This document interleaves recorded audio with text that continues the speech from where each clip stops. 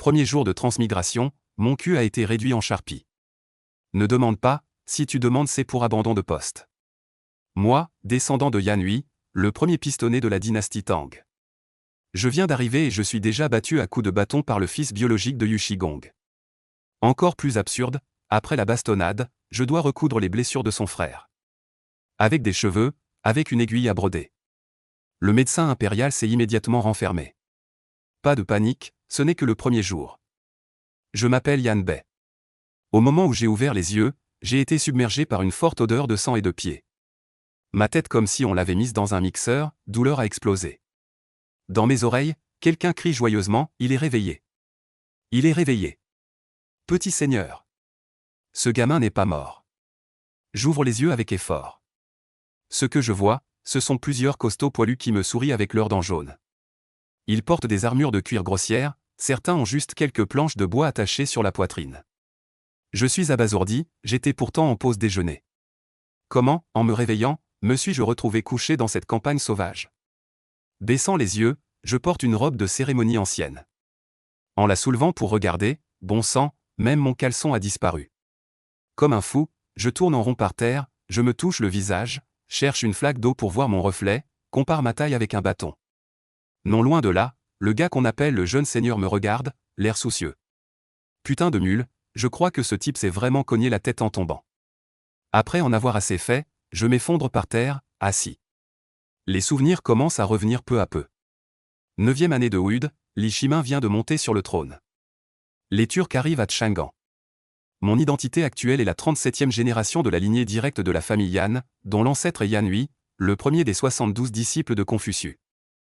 La famille transmet son héritage depuis 1000 ans, cultivant et étudiant, occupant une place suprême dans le cœur des lettrés. Mais le propriétaire original de ce corps est un véritable original, il n'aime pas étudier, ne s'intéresse qu'aux armes et aux bâtons, et aspire à devenir Huokubing. Ayant entendu dire que les Turcs avaient attaqué, il a laissé une lettre et s'est enfui en cachette pour s'enrôler dans l'armée. Résultat, il a rencontré une patrouille turque en pleine campagne. Je suis tombé de cheval, je n'ai pas repris mon souffle, et puis je suis arrivé. Je me suis pincé la cuisse, ça faisait mal. C'était vrai, pas un rêve. Avant même que je puisse assimiler ces informations. Soudain, le bruit des sabots est venu de la colline. 7 ou 8 Turcs aux dreadlocks sales, brandissant des cimeterres, ont dévalé en hurlant. Une longue flèche a traversé l'air et s'est plantée dans la terre devant moi, à moitié enfoncée. Mon esprit était vide, j'ai roulé dans un petit trou pour me cacher.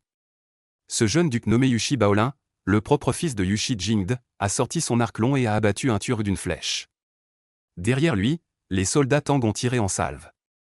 Les Turcs ont laissé 2 cadavres et se sont enfuis. Puis j'ai vu un homme robuste s'approcher. Il a dégainé son épée, a frappé. Une tête tressée a roulé loin sur le sol. Du coup du corps sans tête, le sang a jailli, haut et loin. Mes yeux se sont assombris, je me suis évanoui. Quand je me suis réveillé, mes fesses me brûlaient. Pour abandon de poste, 10 coups de bâton sur les fesses. Allongé sur un tas de paille, regardant au loin la bannière Tang flottant au vent, je dois accepter la réalité, j'ai traversé le temps jusqu'à la 9e année de Oud, dans la grande dynastie Tang. Une époque tumultueuse qui s'apprête à accueillir l'âge d'or de Zangan. Après avoir été frappé, mes fesses me font atrocement mal. Je traîne mon corps hors de la tente. J'arrache plusieurs grandes poignées de pissenlit à l'extérieur du camp, je les lave en rentrant, puis je les écrase sur une dalle de pierre avec une pierre chaude. Yushi Baolin s'appuie contre la barrière, me regardant m'agiter. Méfiant, qu'est-ce que tu fais? Soigner mes blessures, réponds-je sans lever la tête. Sous son regard terrifié, je baisse mon pantalon et applique uniformément le pissenlit écrasé sur mes blessures. Une sensation de fraîcheur se répand, et je ne peux m'empêcher de plisser les yeux. Les yeux de Yushi Baolin s'illuminent, tu sais soigner les blessures? Je sais les examiner, pas les soigner, réponds-je en remontant mon pantalon. Il hésite un instant, serre les dents, il y a quelques frères d'armes dans l'infirmerie qui sont gravement blessés. Tu peux venir jeter un coup d'œil. Non, tu m'en veux encore de t'avoir frappé avec la latte. Comme ça, si tu peux me guérir, je me coucherai là et tu pourras me frapper à ton tour. Vraiment? Vraiment. Montre-moi le chemin. Dans l'infirmerie, le médecin impérial et Guanzheng se tenaient les bras croisés, me regardant avec arrogance. Commandant Yushi, tu amènes un gamin pour soigner des blessures? Il ricana froidement, où mets-tu mes 10 années d'études acharnées? Où mets-tu la vie de ces soldats blessés? Je l'ignorai et fis un tour dans l'infirmerie. C'était sale et en désordre. Les mouches volaient partout sur les plaies. Pour arrêter le sang, on n'utilisait que de la cendre de bois. Un frère avait une déchirure de la longueur d'une paume sur la cuisse, si enflée et rouge qu'elle risquait de s'infecter. Je ne pus m'empêcher de parler. Quels sont les articles courants pour traiter les blessures? Comment traite-t-on une plaie fraîche? Quelles sont les étapes pour traiter une infection? Et Guanzeng resta figé, son visage passant du vert au blanc. Soudain, il agita sa manche. Gamin impertinent, tu oses discuter de médecine devant moi. Je souris, la médecine est une science appliquée, parler ne sert à rien. Puisque le médecin me méprise. Alors, je vais me donner un peu de mal. J'ai choisi l'homme dont la cuisse a été coupée. Mon frère, qu'a dit le docteur et pour ta jambe? Et Guanzeng ricana froidement, si on survit, la jambe peut être sauvée. Si on ne survit pas et qu'elle s'infecte, on perd la jambe. Ce n'est pas que je prends la vie à la légère. C'est dans le camp militaire, les herbes médicinales sont limitées, les 4 portes de Tchangan sont fermées. Je hochai la tête. Même s'il n'y a qu'un mince espoir. Il faut tenter le coup. Je lavai soigneusement le bassin en cuivre qui recueillait le sang, fis bouillir de l'eau, fis cuire des linges de toile. Puis je courus à l'extérieur du camp cueillir du pissenlit et du chèvrefeuille. Après les avoir nettoyés, je mis le chèvrefeuille dans le bassin en cuivre pour le faire bouillir.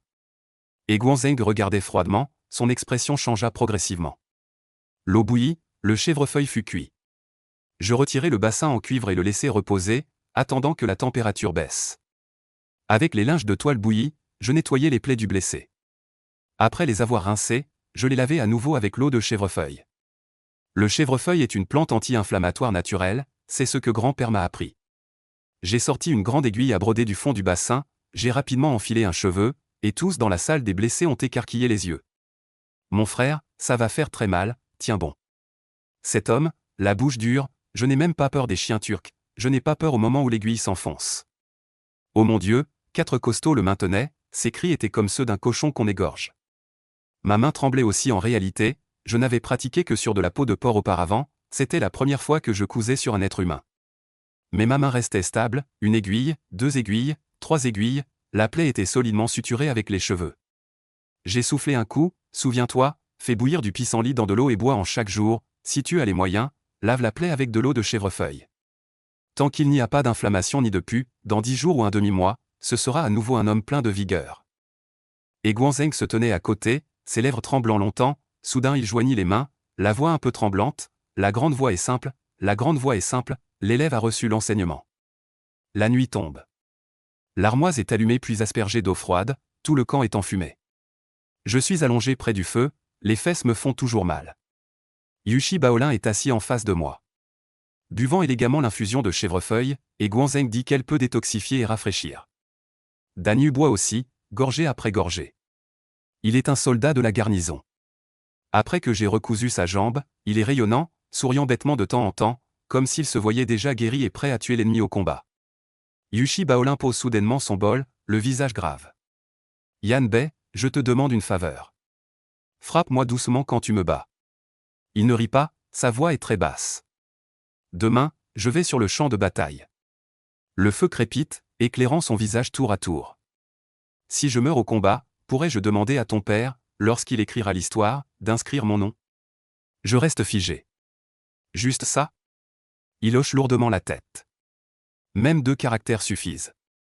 Je regarde son regard sérieux, le cœur serré. Ce fils d'officiel qui m'a frappé les fesses demain ira se battre à mort contre les Turcs. Il ne savait pas s'il reviendrait vivant. Hardi et invincible, ces 4 mots, comment les trouver? Ses yeux s'illuminèrent soudain. Il se leva d'un bond, gesticulant. Excellent, excellent. Cette nuit-là, j'ai dormi profondément. Le lendemain matin, réveillé par la lumière du soleil, tout le camp était vide, tous les chevaux de guerre étaient partis. Il ne restait que les soldats blessés et quelques soldats auxiliaires gardant le camp. Grand-Bœuf revint de l'extérieur en boitant, portant un grand panier de chèvrefeuilles et de pissenlit. Où sont les gens? Tous partis se battre. Grand-Bœuf déposa les herbes. Les Turcs sont au bord de la rivière Jing. Le grand intendant Yushi mène personnellement l'avant-garde. 3000 cavaliers, équipés à la légère. Cette fois, nous ferons en sorte que ces chiens turcs ne reviennent jamais. Je me suis frappé la cuisse brusquement. L'armée part, pourquoi ne m'as-tu pas appelé? Grand-Bœuf se gratta la tête. Le commandant a dit que tu es un têtu, t'emmener au combat serait moins utile que d'emmener un chien. Moi. Ah oui, dit Grand-Bœuf en s'essuyant la sueur. Le médecin-chef a aussi été emmené au combat. Le grand intendant a dit que tous ceux qui pouvaient bouger devaient y aller. Alors? Il me regarda, les yeux pleins d'espoir. Maintenant, les centaines de frères blessés du camp sont tous entre tes mains. Je suis comme un chat dont on a marché sur la queue. Je peux le faire. Danu a tapoté sa cuisse qui avait été recousue. Comment ne pourrais-je pas le faire? Ma jambe peut déjà bouger, les frères regardent tous. Je suis resté silencieux. Plus d'une centaine de personnes, sans système médical, sans médicaments adaptés, comptant uniquement sur moi, un amateur. C'est jouer avec la vie des gens. J'ai secoué la tête. Je ne suis pas médecin, si je fais une erreur, je nuirai aux frères. T'as peur de quoi? Cria soudain Danu en se frappant la poitrine avec fracas. Si tu les guéris, c'est ta compétence médicale exceptionnelle. Si tu ne les guéris pas, c'est que nous n'avons pas cette chance. Tu peux y aller sans crainte. Quiconque ose dire des bêtises après. Moi, je le déterrerai et réduirai ses os en cendres. C'est ça. Les soldats blessés sous la tente se mirent à chahuter. Superviseur Yann, recouds-moi aussi, je me suis pris un coup de couteau au cul de la part du chien turc. À moi d'abord. J'ai une entaille dans le dos. Pourquoi ce serait toi d'abord? À moi d'abord. En voyant ces hommes se précipiter pour être des cobayes, j'ai eu le nez qui piquait. Moi, Yann Bay, j'ai vécu ces années dans le flou, et pour la première fois, j'ai senti que j'étais si important. Grâce à la confiance de mes frères, j'ai osé essayer. Une explosion de cris de joie a éclaté dans l'infirmerie. Avec Danu, nous avons commencé à examiner les blessures une par une. Les blessures par couteau et par flèche étaient majoritaires, traitées de manière simple et brutale. Mais heureusement, ce n'étaient que des blessures superficielles, sans toucher aux points vitaux. Ensuite, j'ai vu les cas vraiment délicats. Un frère avait la jambe écrasée par un cheval, la fracture en forme de 7. Un autre avait la main coupée sous le poignet, un autre avait un creux dans la tête après un coup. Mais étonnamment, sa conscience était encore très claire, seulement il ne pouvait pas lever la tête, car cela provoquait des vomissements violents. Un ouvrier qui veut bien faire son travail doit d'abord aiguiser ses outils. Puisqu'Yann Bay a décidé de bien faire cette chose, alors il doit faire de son mieux pour bien la faire. Bien que sa propre capacité ne permette pas à tout le monde d'obtenir les meilleurs soins. Il doit faire en sorte que ces personnes ressentent psychologiquement qu'il y a encore de l'espoir et la motivation pour continuer à vivre. Les quelques apprentis médecins venus avec le docteur et ne sont pas montés sur le champ de bataille pour faire du bruit. Ces quelques personnes sont maintenant très occupées à exécuter les ordres de Yann Bay. Une personne est responsable de faire bouillir l'eau. Une personne est responsable du nettoyage. Une personne est responsable de déchirer la toile de chanvre en bandes de différentes tailles. Et ensuite de les faire bouillir vigoureusement dans de l'eau bouillante. Yann Bay non plus ne reste pas inactif. Il se souvient frénétiquement des connaissances culturelles qu'il avait déjà mises de côté. Que faire en premier? Que faire en deuxième? Que faire en troisième? Ah, quel diable m'a appris ça? Quel péché! Putain, je rêvassais en classe. Pourquoi ne m'as-tu pas donné un coup de pied? Gifle-moi avec une grande oreille. Yann Bay frappa sa poitrine et ses pieds, rugissant vers le ciel. Un soldat blessé sursauta violemment au cri de Yann Bay. Chef de district Nu, qu'est-il arrivé au superviseur Yann? Danu se cura le nez. Il doit s'ennuyer de chez lui, oui, s'ennuyer. Exactement, Danu changea de main pour se curer l'autre narine. D'une voix pleine d'évidence. Quand tu étais petit et que tu rencontrais des difficultés dehors, ne pensais-tu pas à ton père à la maison? Tu ne souhaitais pas que ton père soit là pour t'aider? Le soldat blessé acquiesça. Je pense que le chef de district Nu a raison. Mais je n'ai pas de père. Quand tout fut prêt. Le soleil était déjà haut dans le ciel. Yann Bay prit une profonde inspiration. Commença à suturer la plaie du frère qui avait reçu un coup de sabre sur les fesses. On dit souvent, fais de ton mieux. Et laisse le ciel décider du reste. Yann Bay se donnait à fond. Mais il n'osait pas laisser le ciel décider de tout. Après tout, c'est le destin. Ce sont des êtres humains bien vivants. Même si, que l'on sauve ou non. Ces blessures, si elles doivent s'infecter, s'infecteront quand même. Et ceux qui peuvent survivre survivront quand même. Mais puisque l'on a choisi d'agir, on a choisi d'en assumer la responsabilité. Nettoyer les plaies, gratter la chair morte. Puis nettoyer à nouveau. Yann Bay sait très bien que sans moyen de désinfection très rigoureux, Le risque d'infection reste élevé. Mais dans l'environnement actuel, c'est effectivement la meilleure méthode. Si le médecin était aussi présent, alors, en y ajoutant la médecine chinoise, le résultat serait absolument différent. Les soldats de la garnison sont les meilleurs de la dynastie Tang. Ils sont courageux, ils sont invincibles. Ils excellent dans les batailles. Ils ont rendu la dynastie Tang éclatante de gloire. Mais lorsque la longue aiguille traverse leur chair, leur corps tremble aussi. Car cette méthode est vraiment trop effrayante. En voyant le grand bœuf tirer une liane de chèvrefeuille aussi épaisse qu'un bras, Yan Bei se détendit un peu. Il ne put s'empêcher de penser. Si ce chèvrefeuille pouvait parler, il dirait sûrement « Grand bœuf. Tu ne fais rien qui touche à l'humain. Tu aurais dû cueillir les fleurs, pourquoi les arracher avec la racine ?» Il était vraiment débordé tout seul. Yan Bei essaya de demander un coup de main à l'apprenti pharmacien. Ses enfants avaient 11 ou 12 ans. Mais ils n'avaient pas la vivacité de leur âge. Leurs yeux ne voyaient que le travail. Souvent, d'un simple coup d'œil ou d'un geste. Ils savaient ce qu'il fallait faire. Après réflexion, Yan Bei pensa qu'il pourrait enseigner ses connaissances à cet enfant. Ainsi, il pourrait se détendre un peu. Deuxièmement, c'était par faiblesse de cœur. Il se demandait s'il pouvait tendre la main à ses enfants. Bien qu'il ne sache pas si suturer des plaies était un véritable métier.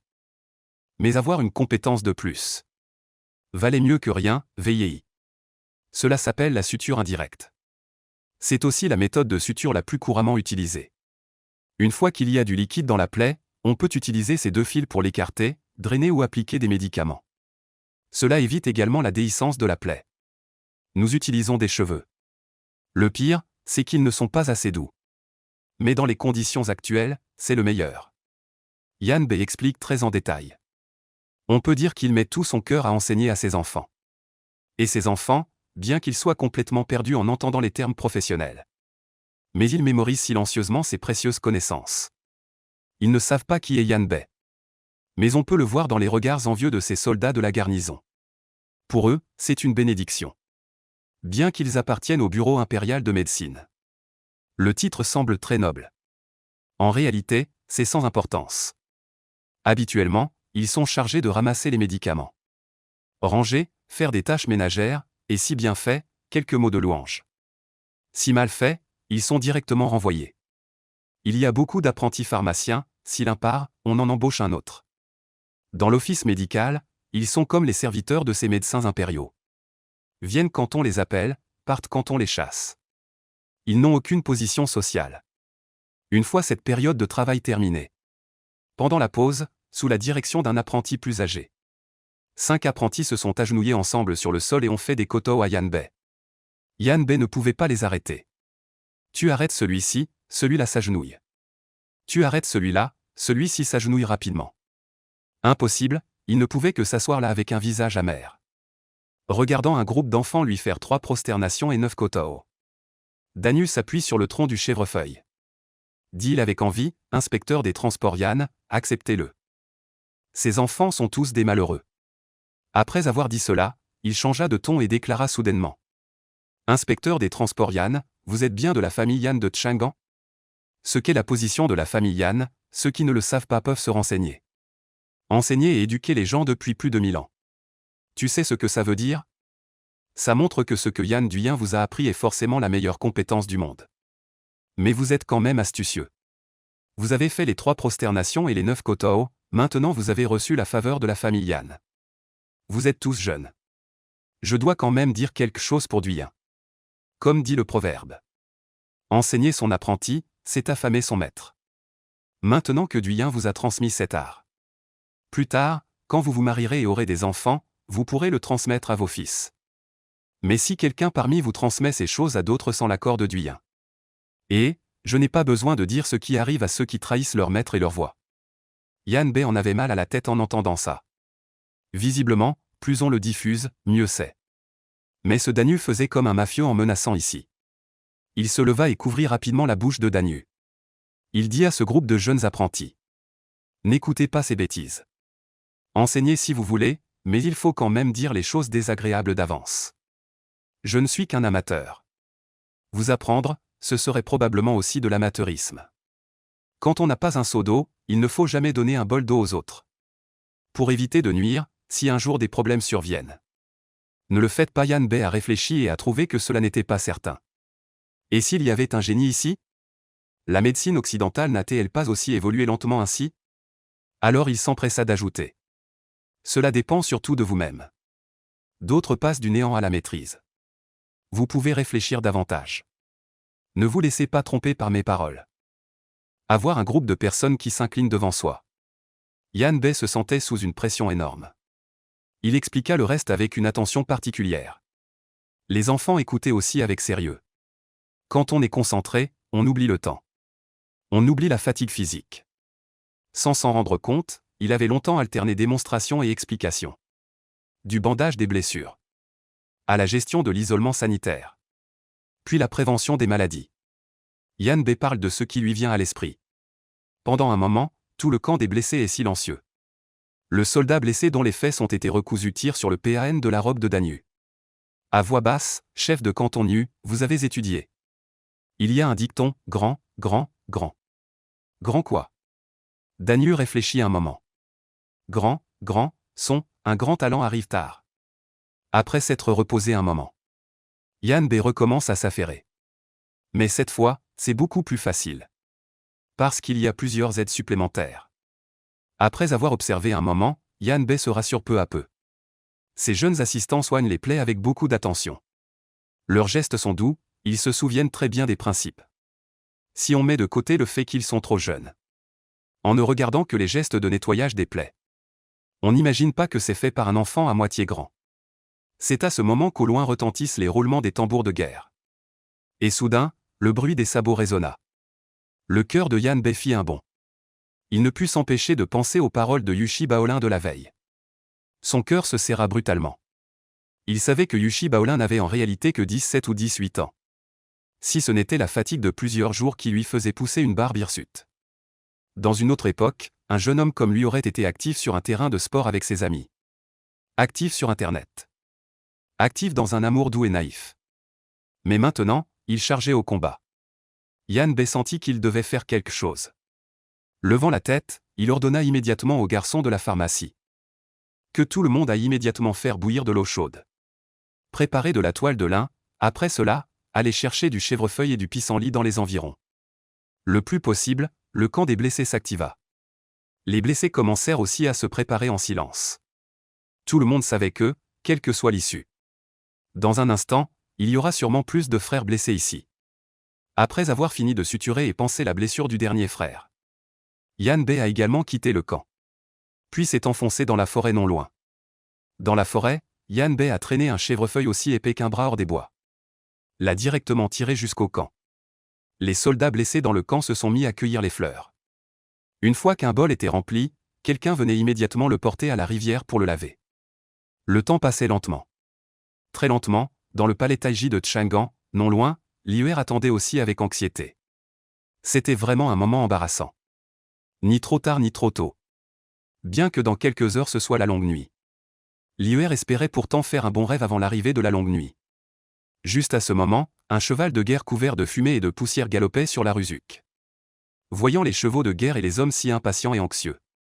Le patrouilleur de rue comprit instantanément ce qui se passait. Il frappa immédiatement le gong et cria à haute voix.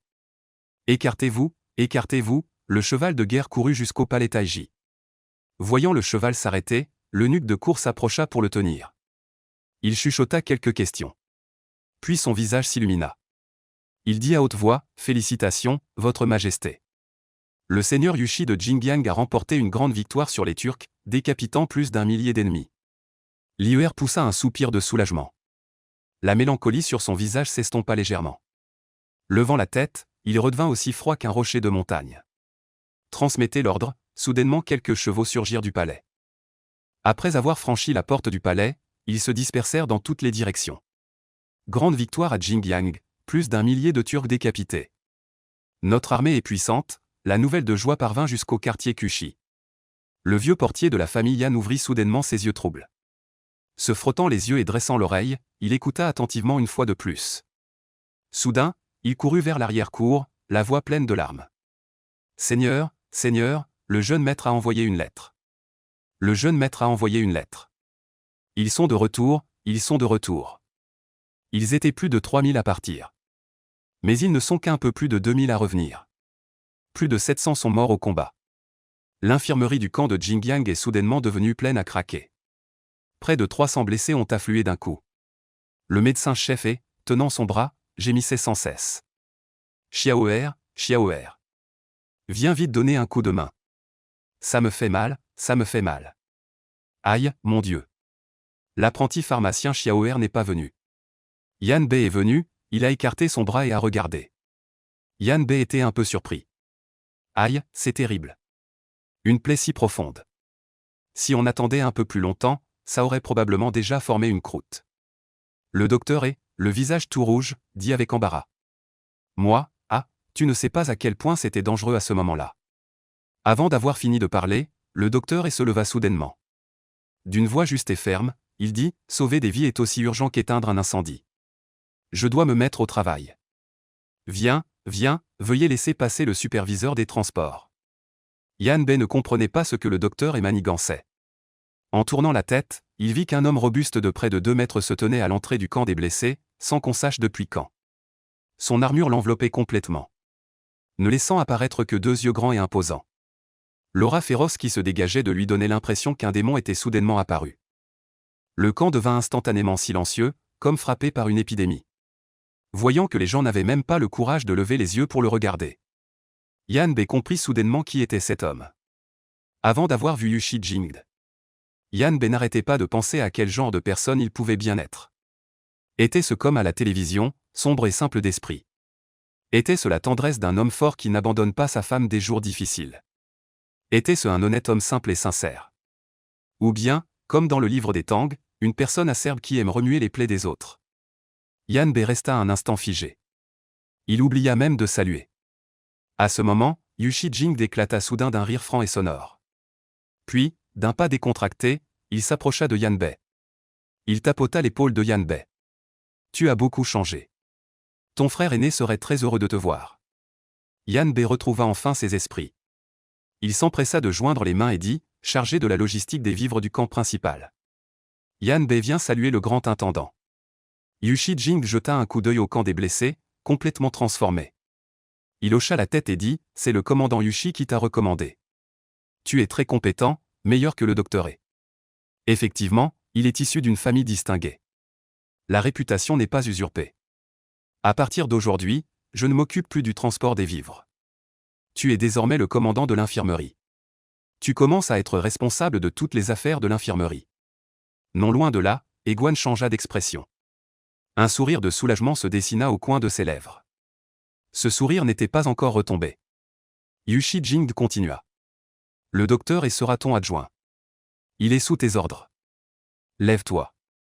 Yan Bei se leva, n'osant pas lever la tête. La pression que dégageait Yu Shijing était vraiment trop forte. C'était comme quand on fait du bruit pendant une étude libre. Et qu'on lève la tête par hasard pour croiser le regard du directeur de classe apparu à moitié derrière la fenêtre. Cela te laisse sans voix. Tout hérissé et désemparé, il entendit Yu Shijing continuer. J'ai entendu mon fils dire que tu voulais un autographe de moi. Est-ce que ta famille Yan pense aussi que je, ce rustre, me suis sérieusement appliqué ces dernières années? Les entretiens de Confucius. J'ai beaucoup d'espoir en toi. Quand cette guerre sera finie, je t'inviterai chez moi. Nous discuterons de littérature ensemble. À cause de l'armure. Yan Bei jeta un coup d'œil. Ne vit pas l'expression de Yu Shijing. Mais au fond, il trouva cette phrase étrangement amusante. Bien, c'est un honneur pour moi. Peut-être à cause de la victoire. Yu Shijing était de bonne humeur. Il trouva que le caractère franc de Yan Bei lui convenait. Il tapota de nouveau l'épaule de Yan Bei. Le camp militaire est vraiment l'endroit qui forge le plus. Te voir changer à ce point me réjouit beaucoup. Je n'en dirai pas plus. Je vois que tu n'es pas très à l'aise. Je pars, un de ces jours à Chang'an. Alors, Yushi Baolin sortit de derrière Yu Shijing, tenant dans ses bras une lance de plus d'1 mètre de long. En voyant la silhouette de Yu Shijing disparaître, tout le monde, comme Yan Bei, poussa un soupir de soulagement. Tiens, c'est pour toi. Yushi Baolin tendit la lance à Yan Bei. Yan Bei l'examina un moment. Étonné en secret, il demanda avec perplexité. La pointe de cette lance est bien trop longue. On dirait qu'on a soudé une épée dessus. Voyant que Yan Bei ne reconnaissait pas cette arme, Yushi Baolin sourit avec fierté, c'est un Mashuo. En tant qu'amateur d'armes blanches, Yan Bei connaissait un peu le Mashuo.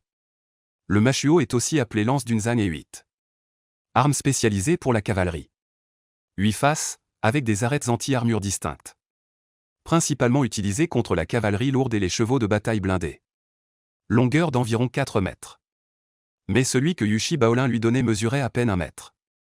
Il avait du mal à voir le rapport. Alors, perplexe, il demanda, le Mashuo n'est pas si court, n'est-ce pas? Yushi Baolin se gratta la tête. Effectivement, il n'est pas si court. Mon père dit que cela a été récupéré sur Ashid Uemushuo. Il a dit que c'était une lance de cavalerie. Cette partie du manche a dû être partiellement endommagée par quelqu'un. C'est pourquoi elle est si courte. Ce qu'il dit ne devrait pas être faux. Je sais que tu aimes aussi beaucoup les arts martiaux. Je n'en ai parlé qu'une fois. Mon père m'a ordonné de te l'offrir. L'armée ne s'est reposée qu'une seule nuit dans le camp principal. Le lendemain, avant même que le jour ne se lève, ils repartirent. Cette fois, Yan Bei n'a pas trop dormi. En regardant les cavaliers qui rangeaient leurs affaires en silence dans l'obscurité. Un instant, il sentit comme un poids sur sa poitrine. Ce poids lui serrait la poitrine au point de lui faire mal. Serrant ses yeux au point qu'il devint rouge malgré lui. À ce moment, Yan Bei comprit soudainement. Dans le poème de Mulan. Les généraux meurent sans bataille, les guerriers vaillants reviennent après 10 ans. Yan Bei savait ce que ce groupe allait faire. Et il comprenait aussi ce qui allait se passer ensuite. Les 2 détachements turcs se sont déjà rassemblés sur la rivière Wei. Leurs lames pointent directement vers Chang'an. Ces Turcs seront freinés par la stratégie dilatoire de l'IER. Ils scelleront un pacte sur le pont. En sacrifiant un cheval blanc, puis la grande dynastie Tang atteindra sans encombre la première année de Zhenguan. Tout cela se produira sans aucune déviation. Mais les soldats en campagne l'ignorent. Ils savent seulement qu'ils doivent tuer des Turcs.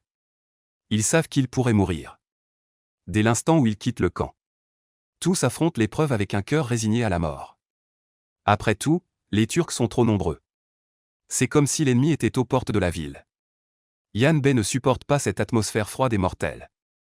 Mais il ne peut se résoudre à ne rien faire face à cela. Sous le regard surpris de Yushi Baolin. Il grimpe sur la tour d'observation. Il prend une profonde inspiration et rugit soudainement. Dans cette bataille, les chiens turcs battront en retraite. La grande victoire de la dynastie Tang, Yushi Jing leva la tête. Regardant Yan Bei en hauteur. Soulevant sa visière, il esquissa un large sourire. Soudain, il leva le poing et frappa violemment son plastron. Victoire! Les soldats se redressèrent également involontairement. Frappant violemment leur plastron, le rugissement assourdissant fit trembler la terre. Victoire! Au même moment, une petite troupe partit de Chang'an, se dirigeant vers la rivière Wei. Le 28 août de la 9e année de Wud. Le Khagan Jili arriva au bord de la rivière Wei.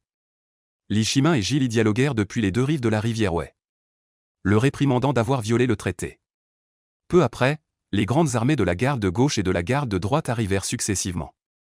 Voyant la magnificence et la solennité de l'armée Tang, et apprenant que Zishi Sili avait été capturé, il fut pris d'une grande peur. Demanda une trêve, et un décret impérial l'accorda. Li Shimin retourna au palais ce jour-là. Le 30, Li Shimin se rendit de nouveau au pont Bihan. Ils ont fait un serment avec le Khan Jieli en sacrifiant un cheval blanc. Les Turcs se retirent, les chiens turcs sont partis, emportant notre peuple avec eux. Yushi Baolin regarde vers le nord. Serrant les dents, Yan Bei regarde un autre cadavre de blessé se réduire en cendres dans le feu. Murmurant doucement, « Attends. Dans quelques années, nos hommes de la Grande Tang les extermineront. Détruiront leur nation, anéantiront leur descendance. » Yushi Baolin apporte une botte de bois sec et la pose à côté. En frappant des mains, le général a dit que notre bataillon peut retourner à Chang'an. Pourquoi insistes-tu pour remettre à plus tard de quelques jours? Ce n'est qu'aujourd'hui qu'un seul est parti. Si on remet à plus tard, on pourra les soigner un peu.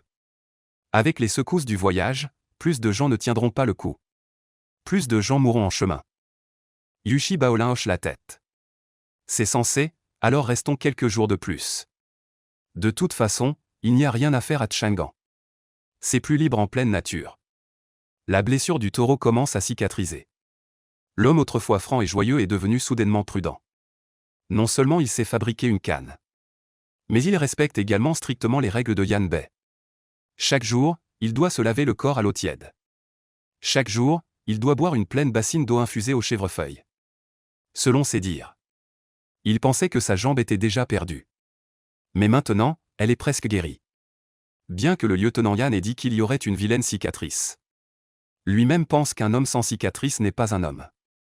Wang Shan, qui a reçu un coup d'épée aux fesses, a également une capacité de récupération étonnante. Sa blessure aussi commence à cicatriser.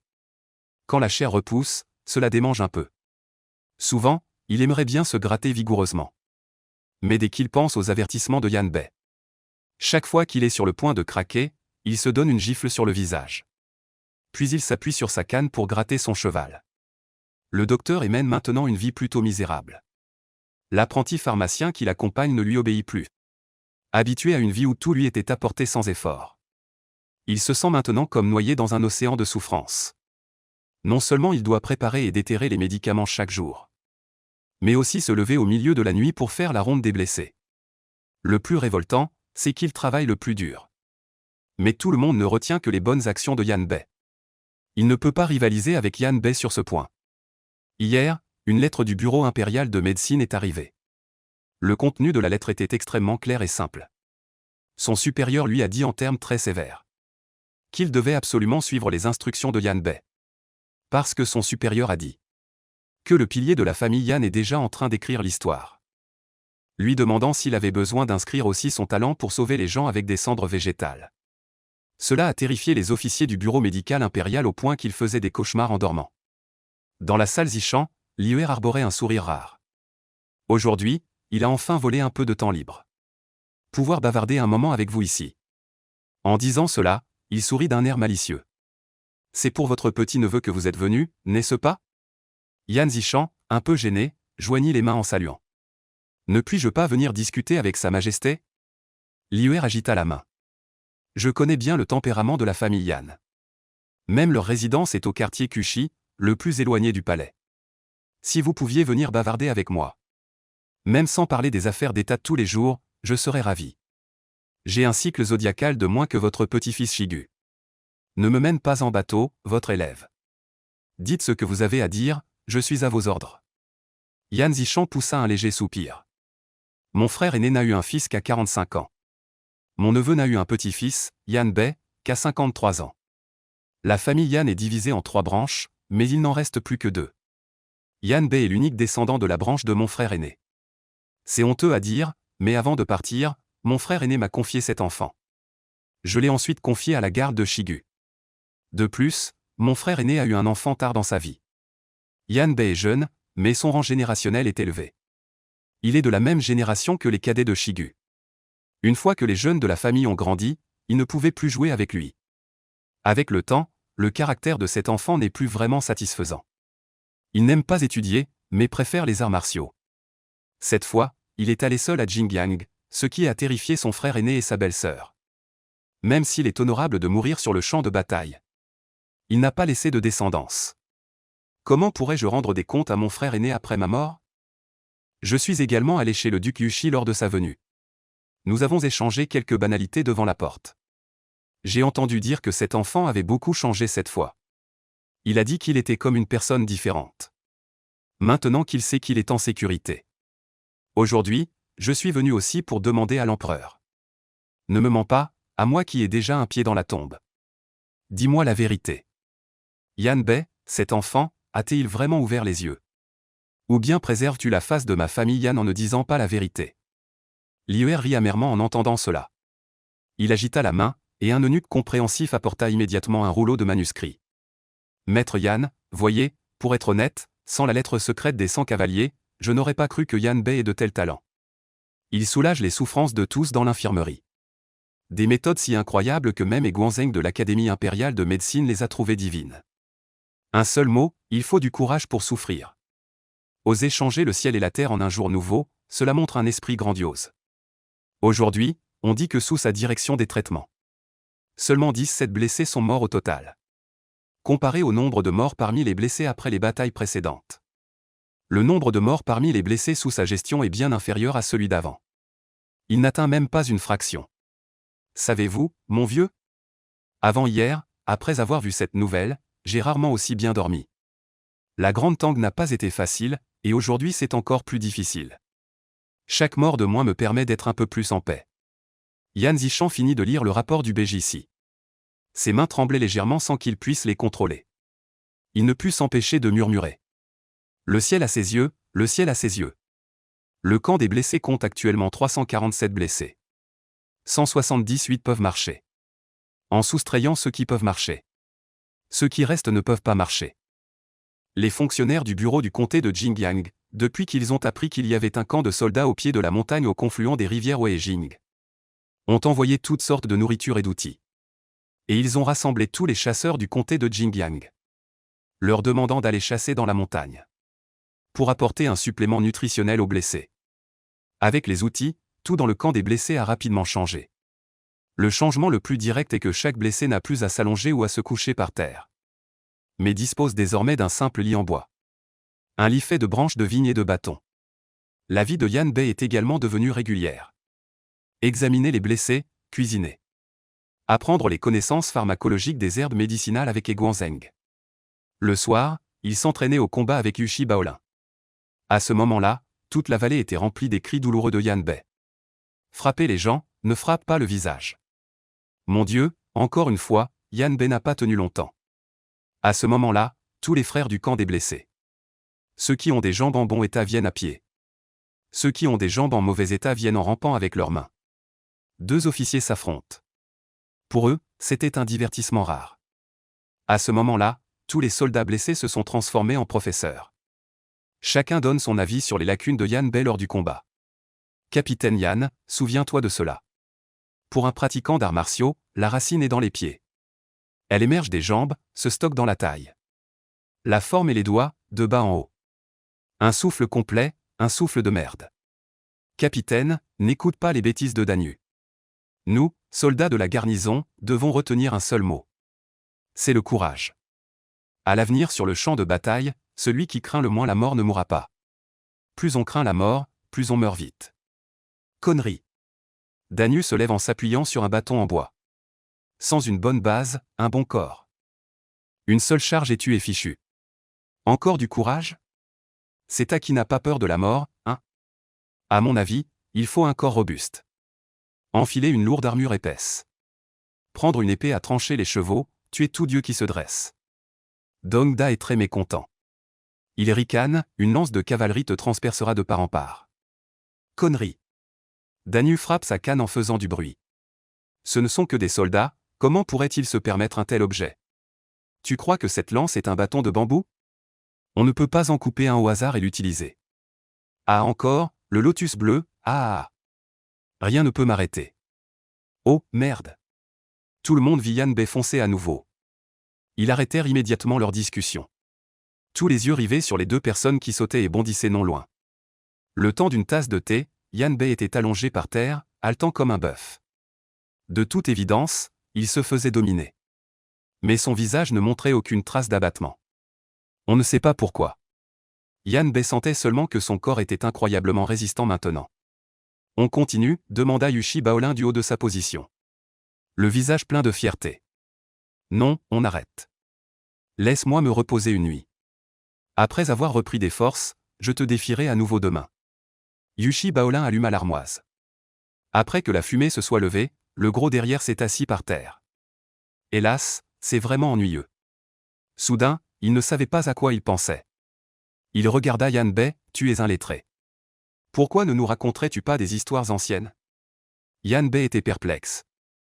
Qu'est-ce que raconter des histoires anciennes? Raconter des histoires. Ah, c'est ça. Oh, c'était donc ça. Laisse-moi réfléchir.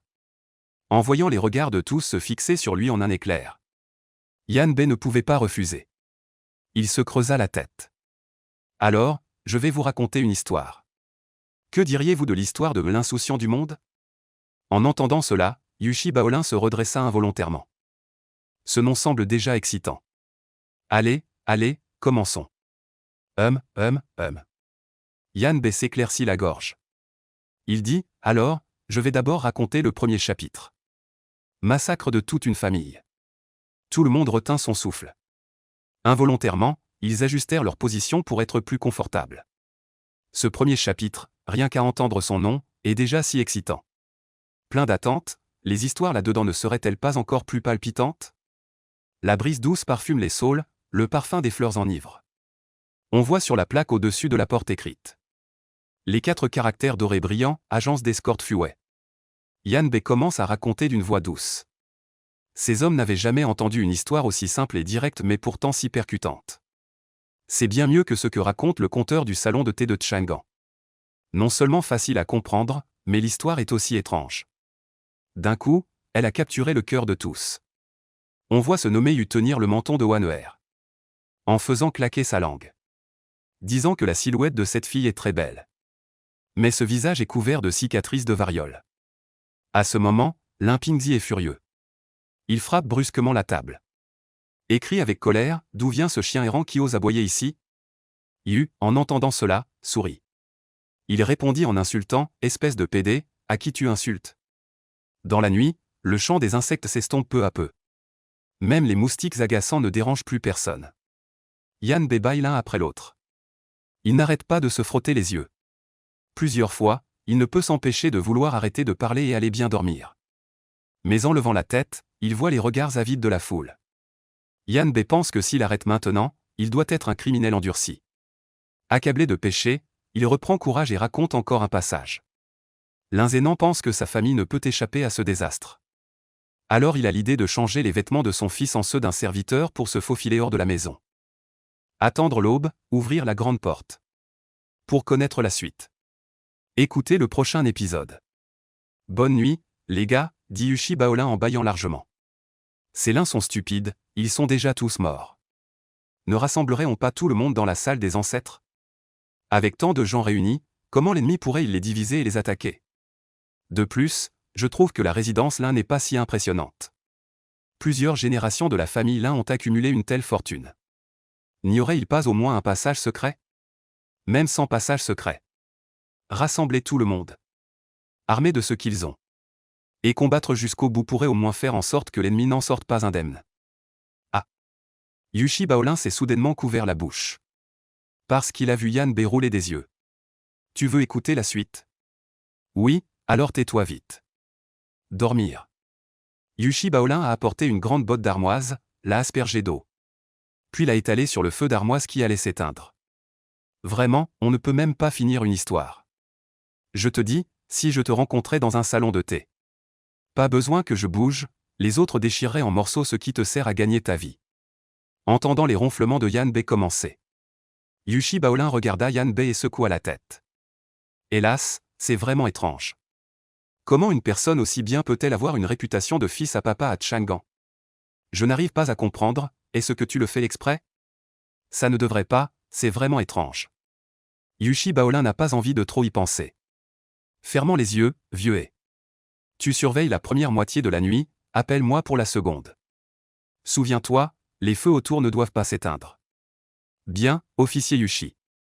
Et Guanzheng se leva. Caressant sa barbe, il ne put s'empêcher de jeter un coup d'œil à Yan Bei. Claquant la langue, il murmura. L'histoire est plutôt rare. Dommage, je l'avais sous-estimé auparavant. Le soleil était radieux, Yan Bei était de bonne humeur. Car depuis la nuit dernière, il n'y avait plus eu de nouvelles de blessés décédés discrètement. Ce n'est pas bon en pleine nature. Les moustiques sont atroces. Le corps est couvert de piqûres de moustiques. Mais étrangement, cela ne démange pas trop. Je me suis rafraîchi dans la petite rivière. Ce qui a immédiatement dissipé la mauvaise humeur du réveil. En voyant Danyu jeter sa canne et se préparer aussi à entrer dans la rivière. Yan Bei se hâta de l'arrêter. Danyu, tu as oublié la douleur une fois la blessure guérie, n'est-ce pas? Il n'y a que quelques jours, et tu veux déjà entrer dans la rivière? Et si l'infection s'enflamme, que feras-tu? Tu veux encore ta vie ou pas? Tu veux encore te marier ou pas? Danyu tira sur son cache-sexe. Dit-il en riant amèrement, je ne voudrais pas non plus. Mais Ergu, ce fils d'âne, a dit que j'avais une odeur d'entrejambe. Si je ne me lave pas, comment pourrais-je retourner voir les gens plus tard? Yan Bei se leva de l'eau. Secoua l'eau sur son corps de manière désordonnée. C'est plus important de voir les gens ou de sauver sa vie? Va-t'en, il y a des singes d'eau dans la rivière. Si tu oses entrer dans l'eau, je te casse les jambes. Je vois que tu es juste un singe d'eau. À ce moment-là, Yushi Baolin arriva en courant. Debout au bord de la petite rivière, il cria fort. Arrête de te laver, vite, vite. Il y a beaucoup de chars en bas de la montagne. Les gardes sont sans fin. Serait-ce qu'ils viennent nous chercher pour rentrer à la maison? Ou alors, quelque idiot de la ville a entendu dire que le jeune maître était ici. Et est venu spécialement pour me voir. En regardant Yushi Baolin qui bavardait sans cesse. Yan Bei avait envie de rire. Tu vois, même avec autant de barbe naissante. Tu n'es pas comme un enfant? Yan Bei sourit largement. Puis il fut un peu contrarié. La nature d'aujourd'hui n'est pas comme celle des temps anciens. Il y a beaucoup d'endroits sauvages ici. Bien que le paysage soit agréable. Il y a aussi de nombreux dangers. Ces derniers jours, chaque jour quelqu'un attrape des serpents. Tout en déplorant la fragilité de la vie. Yan Bei a mangé de la soupe de serpent plusieurs jours d'affilée. Il s'habilla et attendit un moment. Wang Ya se précipita soudainement joyeusement vers le camp. J'ai vu clairement, j'ai vu clairement. Je rapporte humblement aux deux commandants. Dans la troupe non loin, il y a le prince de Zongshan. Il y a le jeune seigneur Cheng, Li Hui, fils du grand maître du clan impérial. Et aussi Yan Shan, fils du vice-directeur du secrétariat impérial de la famille Yan. Venu par ordre de Sa Majesté pour rendre visite aux braves guerriers qui combattent pour le pays. En entendant ce cri de Wang Ya, les blessés du camp commencèrent à pleurer bruyamment. Ces pleurs étaient vraiment assourdissants. Effrayant grandement Yan Bei. Il pensa qu'un autre blessé n'avait pas pu supporter et était décédé. Il se précipita rapidement dans le camp. Voyant que tout le monde allait bien, il poussa un long soupir de soulagement. Yan Bei ne savait pas pourquoi tout le monde pleurait. Il écouta discrètement un moment. Avant de comprendre peu à peu. C'était parce qu'ils avaient entendu que l'empereur avait envoyé quelqu'un pour leur rendre visite.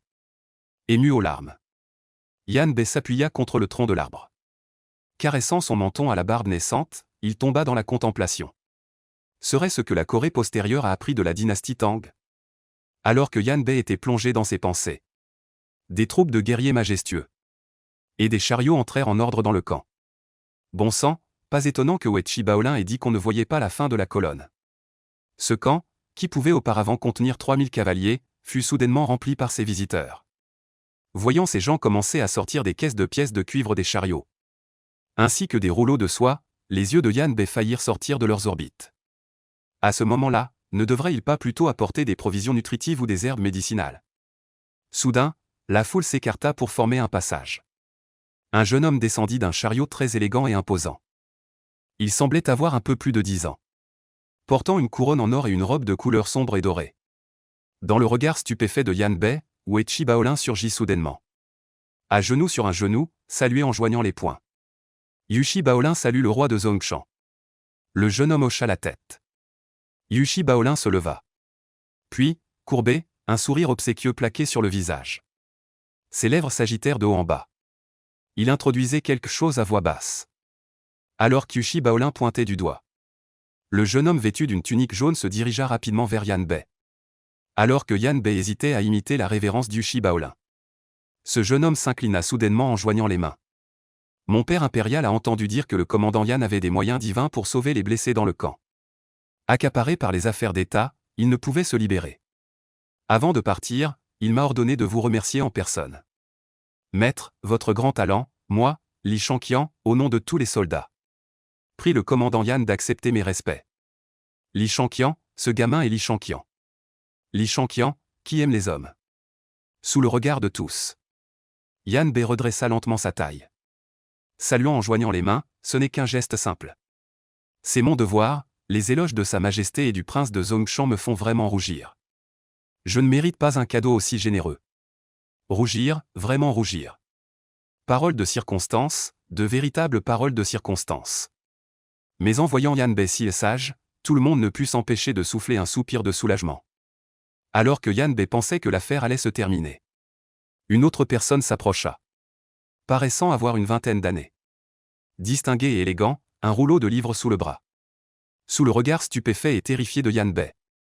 S'inclinant, il dit, « Neveu Yan Shan. Viens saluer mon oncle, neveu. » Oncle? Grand Dieu. Ce grand-neveu, je ne le connais pas. Yan Shan jeta un coup d'œil à Yan Bei.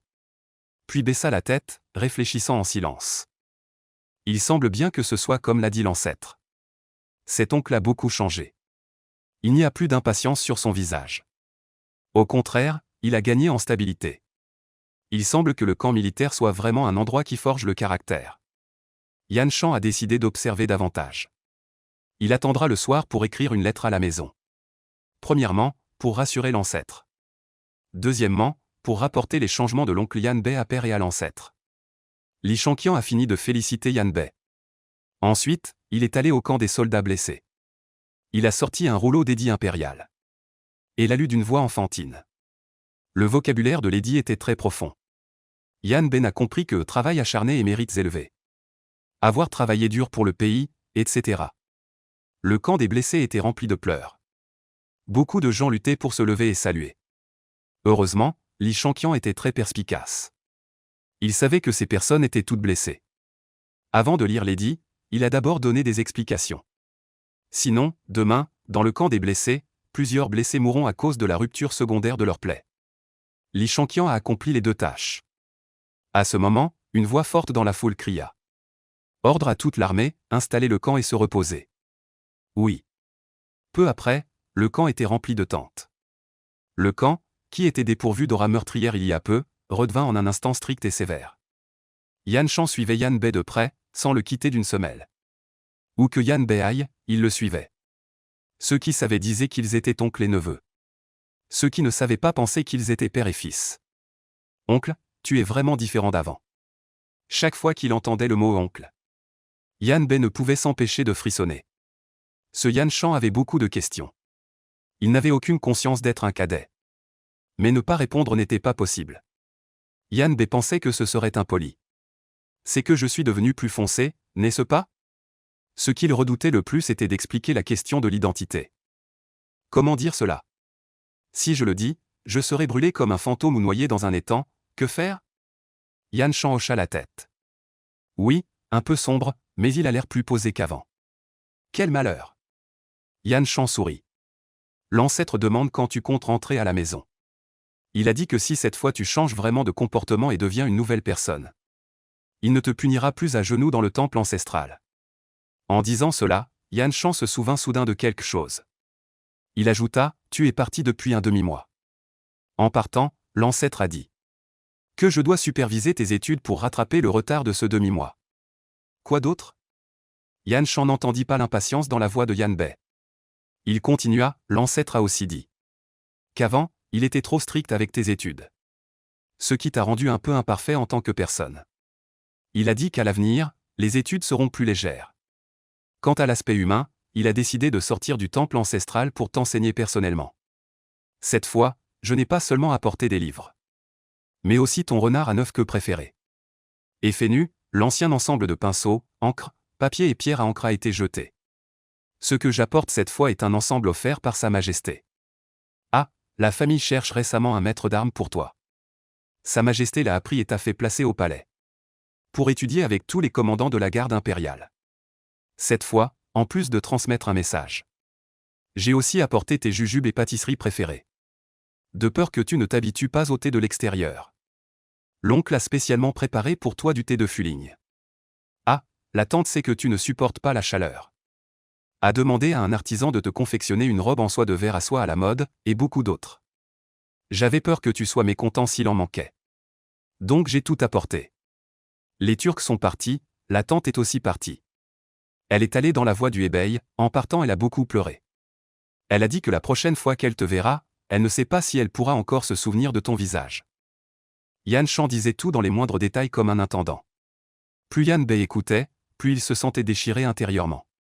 Cet amour lourd et pesant. Comment faire pour l'accepter avec sérénité? Je suis Yan Bei, mais pas celui que vous avez en tête. Hélas, quel péché, Yan Bei. Viens, je vais te présenter quelques rustres. Ce cri de Yushi Baolin donna à Yan Bei une excuse pour partir. Il s'excusa auprès de Yan Shan. Puis il courut rapidement vers Yushi Baolin. Yan Shan regarda le dos de Yan Bei. Il poussa un soupir de soulagement et un sourire satisfait apparut au coin de ses lèvres. Murmura-t-il, il a grandi. Son oncle avait enfin grandi. L'imbécile dont parlait Yushi Baolin était en fait Cheng Yuemo. le fils de Cheng Yaojin. Quand Yan Bei le vit, il se sentit complètement mal. Âgé de 15 ou 16 ans, il mesurait presque 1,90 m. Debout là, comme un ours brun dressé. Il est déjà si grand et si fort. Son père Cheng Yaojin, comme il doit être grand et fort. Pas étonnant que des gens comme Cheng Yaojin soient appelés des généraux féroces inégalés. Fais une comparaison, imagine. Sur le champ de bataille, une personne de plus de 2 mètres. Pesant 2 à 300 gines. Tenant une hache de guerre à fleurs. Monte sur son cheval de guerre et pousse un grand cri. Putain, puis il fonce vers toi avec un air meurtrier. Dis-toi, toi, un fantassin d'à peine 1,78 m, comment pourrais-tu résister? Une gifle envoyée sur ton visage pourrait faire sortir la cervelle. Sans parler de résister, même pour le regarder en face, tu dois lever la tête, d'accord. La pression apportée par ce physique est trop grande. Yan Bei, viens, tu te bats contre Cheng Erbeu. Cela te sera certainement très bénéfique. En voyant le sourire malveillant de Yushi Baolin, Yan Bei secoua la tête comme un hochet. Des conneries de bénéfice. Tu veux probablement manger à mon enterrement. Je ne tomberai pas dans ton piège. C'est quoi, manger un banquet funéraire? Cheng Yuemo se gratta la tête, perplexe. D'une voix grave, Yuechi Baolin se précipita pour répondre, comme s'il offrait un trésor. Manger un banquet funéraire, c'est le repas après la mort d'une personne. Cheng Yuemo sourit en montrant les dents. Tu parles de façon amusante. Intéressant, intéressant. Mais ne t'inquiète pas. Je sais doser mes coups. Je ne te tuerai ni ne te blesserai jamais. Allez, capitaine Yan, faisons un combat. Considérons-le comme un jeu pour passer le temps. Exactement, nous sommes tous frères du même camp. Un petit jeu amical, est-ce que ça pourrait causer une mort? Oui, oui, capitaine Yan, faisons un combat. Essai. Yan Bei ne savait pas s'il était possédé par un démon ou s'il avait un problème au cerveau. Par un coup de tête, il est vraiment allé se mesurer à Cheng Erbeu. Résultat, il n'a même pas eu la chance de regretter. Comment le corps faible de Yan Bei, tel un poulet, pourrait-il rivaliser avec Cheng Yuemo, tel un ours? Ce duel ressemblait à un jeu de l'aigle attrapant les poussins sans la poule. Cheng Yuemo était l'aigle. Yan Bei était le poussin, en quelques rounds, il a épuisé toutes ses forces. Impossible de rivaliser, impossible de le battre. Impossible de s'enfuir, Cheng Yuemo d'un simple geste du bras pouvait jeter facilement Yan Bei à terre. De nombreuses fois, Yan Bei prenait secrètement la décision en lui-même. Cette fois, tombé, il ne se relèverait absolument pas. Mais sans savoir pourquoi, après être tombé, il se relevait obstinément. Puis titubant, il se précipitait à nouveau vers Cheng Yuemo. Donner des coups de poing, donner des coups de pied, se retourner. Yan Bei n'avait plus la force de se lever. Regardant le ciel étoilé. Yan Bei dit faiblement, plus de force. Je me rends, Cheng Yuemo essuya négligemment la sueur sur son visage. Il s'accroupit à côté de Yan Bei et s'exclama avec admiration. Tu as de la force, en fait. Dommage que tu ne maîtrises pas les techniques. Sinon, tu aurais pu tenir encore un moment. Yan Bei sourit et dit, j'ai déjà été très satisfait d'avoir tenu si longtemps. En entendant cela, Cheng Yuemo fronça les sourcils. Je pensais que Baolin me mentait. Je ne m'attendais pas à ce que tu changes vraiment de caractère. Que tu puisses dire une telle chose me fait apprécier davantage. Maintenant, tu as un peu l'air d'un vrai homme. Yan Bei sourit, pourrais-tu me rendre un service? Porte-moi dans la cabane. Je veux dormir. En regardant la flamme au loin. Regardant l'ombre noire de la montagne lointaine. Les paupières de Yan Bei deviennent de plus en plus lourdes. Les ronflements commencent lentement à se faire entendre. Quand il rouvrit les yeux, il vit un ciel d'un bleu pur. Les nuages flottent à l'horizon. Après avoir savouré attentivement, Yan Bei constata que ce sommeil était le plus confortable qu'il ait jamais eu. Comme s'il avait été anesthésié. Soudain, il ne savait plus rien. À ce moment, le ciel devant ses yeux fut complètement obscurci par un visage encore enfantin. Yan Bei, qui était en train de savourer cette sensation étrange, avait envie de donner une gifle à ce visage. Li Shangqian, insolent. Le nom du prince de Zhongshan est-il quelque chose qu'un simple commandant comme toi peut prononcer? Pourquoi ne t'agenouilles-tu pas vite pour demander pardon? Un jeune eunuque de 13 ou 14 ans. Gesticulant, son joli petit visage rougit de colère. Il criait sur Yan Bei avec une sévérité feinte. Insolent. Toi, un petit eunuque, oses-tu réprimander mon oncle? Crois-tu que je ne vais pas immédiatement retourner au palais à cheval? Pour demander au bureau des eunuques comment ils t'ont formé? Le prince de Zongshan n'ouvrit pas la bouche. Tu oses parler. Je vais demander qui t'a appris les bonnes manières et le respect. Connais-tu encore les règles? Le petit eunuque ne connaît peut-être pas Yan Bei. Mais il connaît Yan Shan de la famille Yan.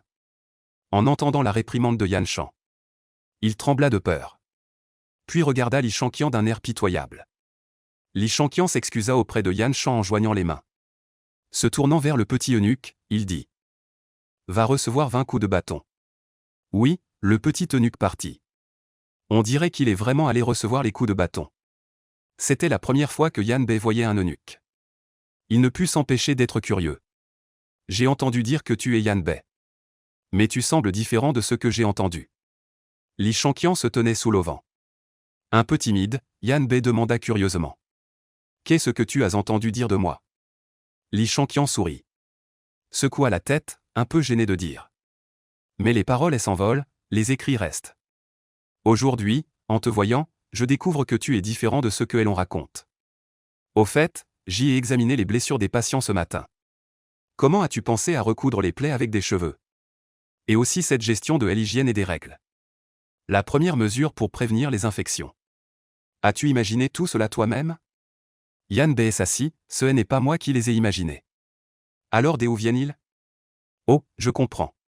Tu les as appris dans des livres, n'est-ce pas? En quelque sorte, répondit Yan Bei en hochant la tête. Pourrait-on les promouvoir dans l'armée plus tard? Li Shanqian réfléchit. Un peu timide, il dit doucement. C'est mon père qui m'a demandé de te poser la question. En fait, c'est aussi le but de ma visite. Yan Bei pensa, quel enfant honnête. D'accord, répondit Yan Bei sans hésiter. À voir ma situation, je ne peux apparemment plus revenir en arrière. Puisqu'on ne peut pas revenir en arrière, il faut bien faire des plans. Liuer a déjà envoyé le futur prince héritier pour transmettre le message. J'ai quand même assez de jugement pour cela. De plus, au fond de moi, je suis d'accord. Au cas où cette chose serait étudiée avec succès. Alors j'aurai aussi du mérite, n'est-ce pas? Et c'est un mérite énorme. Tu as vraiment accepté comme ça? Li Shanqian ne comprenait pas bien. Il ne pouvait pas non plus comprendre. Pourtant, son père disait que certaines techniques exceptionnelles sont la base de la survie des grandes familles. Même s'ils sont prêts à les remettre. Il ferait un échange équivalent avec la cour. Et ainsi obtenir suffisamment d'avantages. Mais en ce qui concerne Yan Bei, il n'a même joué qu'un rôle de messager. Il ne s'attendait pas à ce que Yan Bei accepte sans même y réfléchir. Cela rendait le jeune Li Shanqian un peu incrédule. Tu ne me crois pas? Viens, croisons les petits doigts. Yan Bei prit la main de Li Shanqian. Leurs petits doigts s'accrochèrent ensemble. Promis, juré, si je te trompe, je suis un chien. Viens sceller, leurs deux pouces se serrèrent étroitement l'un contre l'autre. Li Shanqian baissa la tête pour regarder son pouce. Un sentiment étrange surgit soudain dans son cœur. Ce sentiment n'était pas celui de la hiérarchie sociale. C'était plutôt comme une relation égale. Ni flatterie, ni adulation. C'était si naturel et décontracté. Comme si cela avait toujours dû être ainsi. Tu ne regrettes rien? Yan Bei se leva. Qui a-t-il à regretter? Si vous pouvez continuer à développer cela sur cette base, c'est ce que j'espère le plus voir. Pour être honnête, je n'en ai appris que les rudiments. Si Sa Majesté le trouve utile. Alors c'est utile pour les vastes troupes. Et de toute façon, ce n'est vraiment rien. Il n'y a rien à regretter. Regardez Yan Bei s'éloigner avec la bassine en bois. Li Shanqian salue Yan Shan en joignant les mains. Faut-il demander l'avis de l'ancêtre? Yan Shan se tape les fesses et se lève. Il n'y a rien à demander. Si Yan Bei a accepté, nous acceptons aussi. C'était la première fois que Li Shanqian se baignait dans la rivière. C'était aussi la première fois qu'il se baignait seul, sans serviteur ni eunuque. Cette fois-ci, il s'est aussi fait convaincre. Dans sa petite tête. Toutes les informations sur le bain disaient de ne pas aller jouer près de la rivière. Ne pas jouer avec l'eau froide, comme tous les parents. Il se souvient aussi clairement qu'il y a des choses sales dans l'eau. Mais aujourd'hui, il n'a pas pu résister à la tentation de Yan Bei. La fraîcheur de la rivière a dissipé la chaleur du corps. Regardez Yan Bei, Cheng Gerbeu. Yushi Baolin joue à la guerre aquatique dans l'eau qui leur arrive à la taille. Plonger, pêcher à la main, attraper des crabes. Li Shanqian en ressentait de l'envie. Mais des années d'éducation lui murmuraient silencieusement au fond du cœur. Tu es un roi, chacun de tes mots et gestes est un exemple. Il faut garder en permanence une apparence imperturbable. Il faut sourire doucement, être élégant et raffiné. Il faut rester calme face aux événements, avoir de la distinction.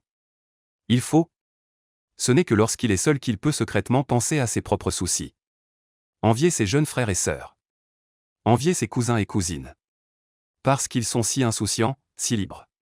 Comme il aurait souhaité ne pas être le roi de Zhongshan. Ne pas être l'aîné de la famille. Ne pas être le fils de Sa Majesté. Si ce n'était pas le cas, alors il pourrait jouer un peu plus longtemps. Ne pourrait-il pas être un peu plus libre? Il regardait les autres s'amuser. Ne pouvant que ressentir de l'envie. Regardant Li Shanqian assis tranquillement dans l'eau en jouant, les 4 membres bien stables. Yan Bei soupira intérieurement. Après tout, ce n'est qu'un enfant. Mais il n'a plus aucune de la vivacité propre à son âge. Au contraire, il dégage une aura de vieillard fatigué. C'est triste à voir. Après réflexion, Yan Bei poussa soudain un grand cri. Il envoya brusquement ses 2 mains en avant vers Li Shanqian. Li Shanqian, prends ma paume qui disperse les nuages. Les éclaboussures volèrent partout, Li Shanqian fut trempé comme une soupe. Tout le monde resta bouche bée. Cheng Guem murmura incrédule. Mon Dieu, ce bon à rien n'a encore ses vieux démons, non? Li Hui devint livide. Ses mains tremblaient légèrement. Ça compte comme une agression. Yushi Baolin se tenait la tête. Cette rééducation au camp ne marche pas vraiment. Quelle misère! Le serviteur, très inquiet sur la berge, se mit à crier à tue-tête. Yan Bei est très audacieux. Yan Bei est très audacieux. Aïe, mon prince. Levez-vous, je vous en prie, l'eau est froide. Aïe, c'est la fin. Aïe, on ne peut pas survivre. Yan Bei vit que Li Shanqian faisait encore l'idiot.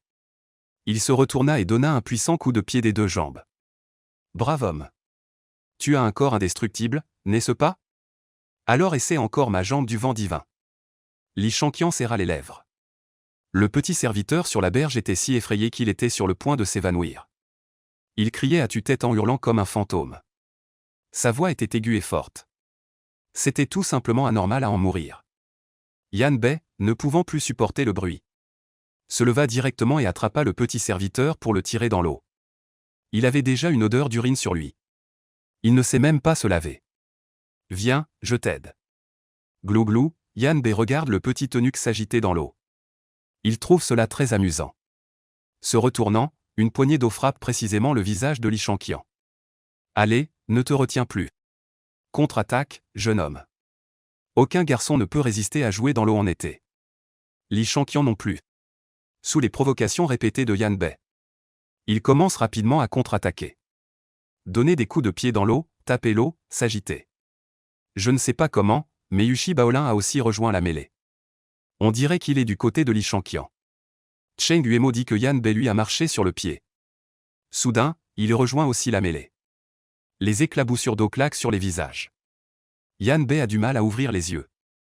Sous le rivage, Yan Shan, qui tient un livre, montre clairement des signes d'impatience. Poussant un grand cri, tu oses maltraiter mon oncle, hein? Me voici, dit-il. Il sauta aussi dans l'eau avec un plouf. Puis il nagea loin, émettant un gémissement de confort. Li Hui se retrouva à être le seul neutre.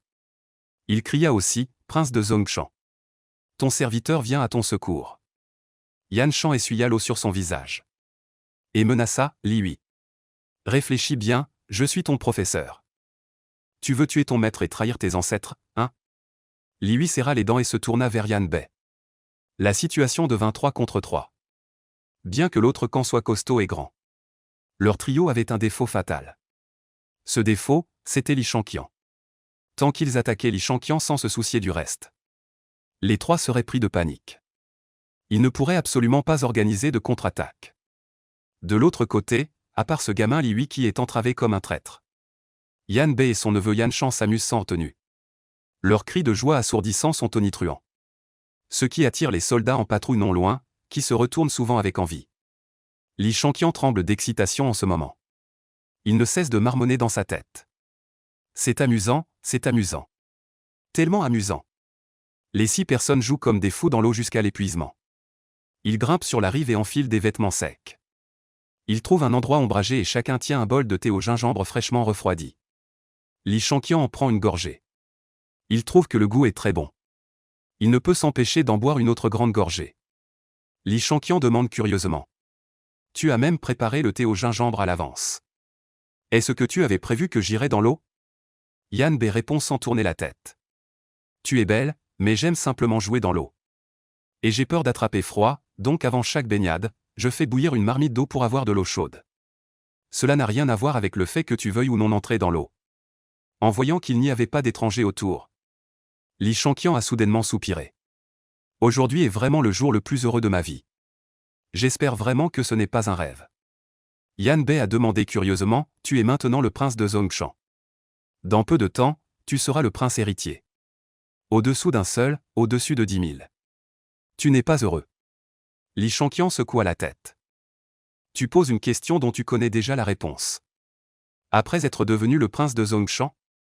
Depuis que j'ai pris conscience, il y a toujours des gens qui n'arrêtent pas de me dire comment sourire. Comment marcher?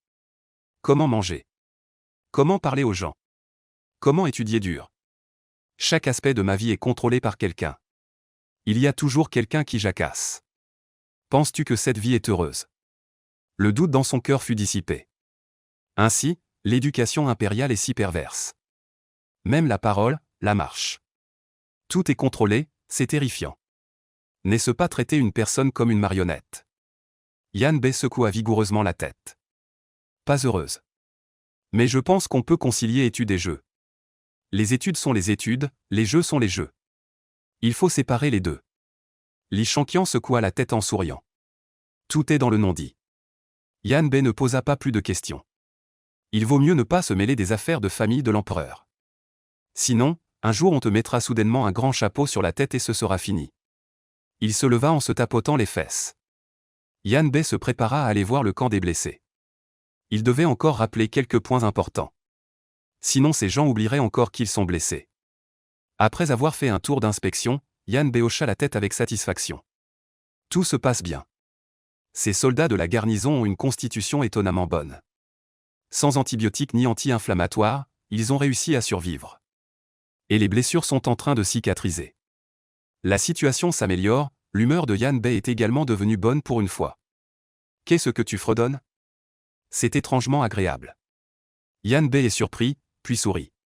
Shizanquin, petit oncle. Où vas-tu maintenant? J'ai assez joué dans l'eau, je vais dormir un peu. Quoi, quelque chose? Yan Shan s'approche rapidement. Oui, dépêche-toi de reprendre tes pigeons et Jiwei. Je n'arrive pas à les garder. Yan Shan n'a cessé de mentionner Jiwei et les pigeons, et Yan Bei les a enfin vus. Les pigeons sont simplement un groupe de pigeons. Un groupe de pigeons apprivoisés par Yan Bei.